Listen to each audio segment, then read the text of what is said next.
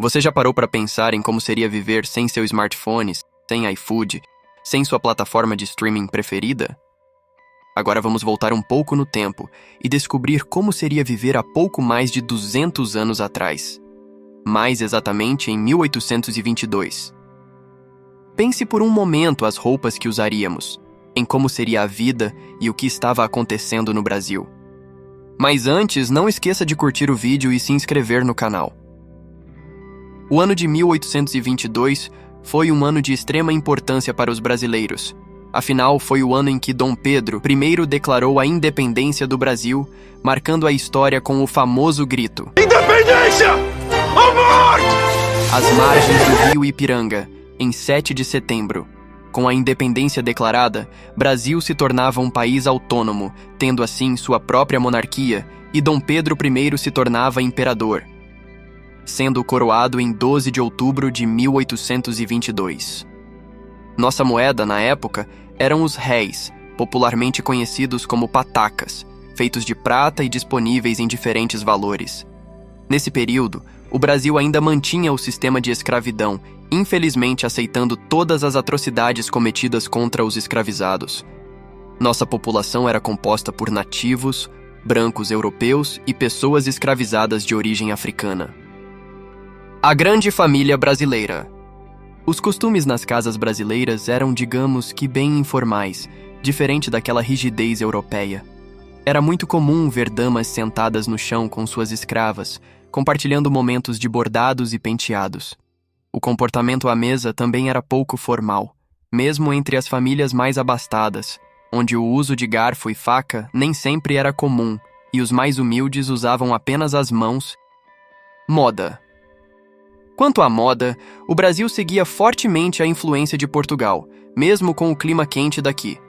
Apesar da moda oficial ser a da Era Romântica, iniciada em 1820, a falta de indústria têxtil aqui impossibilitava a moda local. As roupas eram trazidas da Europa e passavam de geração em geração, com costureiras usando revistas de moda ultrapassadas como referência, resultando em vestimentas diferentes das europeias. Em 1822, a moda masculina e feminina ainda tinha traços da moda napoleônica, então as mulheres usavam tecidos leves cobertas com capas ou mantilhas negras.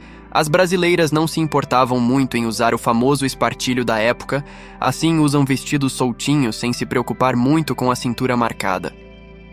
Já os homens seguiam a moda europeia, calça de tecido claro com cós alto, camisa com gola ereta muito engomada e colete.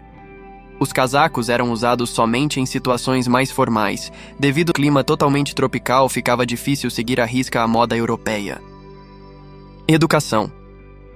No início do século XIX, a família real já havia iniciado o processo de educação, trazendo escolas de medicina, academias militares, museu e biblioteca. Mas a educação ainda era limitada. Com a colônia ainda se desenvolvendo, os negros tinham restrições ao estudo. Depois da independência, a primeira decisão voltada para a educação foi implementar a Escola de Primeiras Letras, a escola primária, em todas as cidades, vilas e lugarejos. Claro que tudo de maneira bem básica, a prioridade era saber ler, escrever e fazer contas. As melhorias na educação só começaram após a independência. Saúde. No quesito saúde, com a chegada da família real portuguesa em 1808, o Brasil começou a receber investimento em infraestrutura.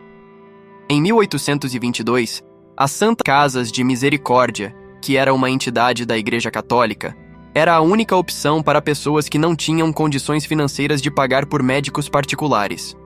1822 foi também o ano em que se iniciou a fiscalização da higiene pública, especialmente na capital, que na época era o Rio de Janeiro. Como você pode imaginar, era tudo muito sujo, e o imperador promoveu várias mudanças para higienizar o centro urbano.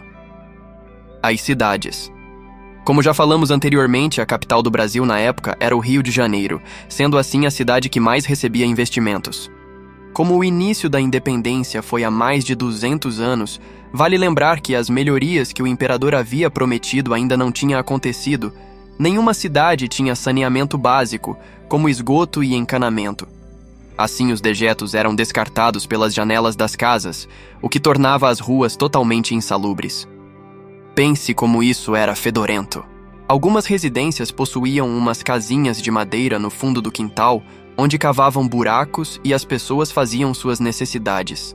Já os ricos em seus casarões usavam os escravos para jogar os dejetos nos rios, ou até mesmo na praia. Somente as ruas do centro da cidade eram pavimentadas com calçamentos de pedras. As ruas que eram mais afastadas eram de chão batido ou cascalho.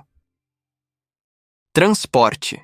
Em 1808, quando a família real chegou ao Brasil, o transporte evoluía aos poucos, com mais portos abertos e estradas sendo criadas para facilitar a comunicação, principalmente por meio de cartas transportadas por carroças puxadas a cavalo, isso já em 1822. Cavalo, charretes e os carros de boi eram usados regularmente, principalmente no interior da cidade. As seges e serpentinas eram utilizadas pelos mais abastados. Seges era uma espécie de cadeira com cortina que os escravos carregavam.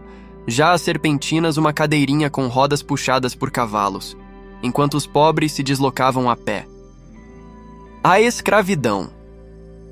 A escravidão ainda estava longe de ser abolida, sem leis como a do ventre livre ou dos sexagenários. Os serviços escravos eram amplamente usufruídos pelos mais ricos, mas já havia negros alforriados trabalhando por moedas em diversos serviços. 1822 foi um ano transformador para o Brasil, marcando sua independência de Portugal e o estabelecimento de um novo império.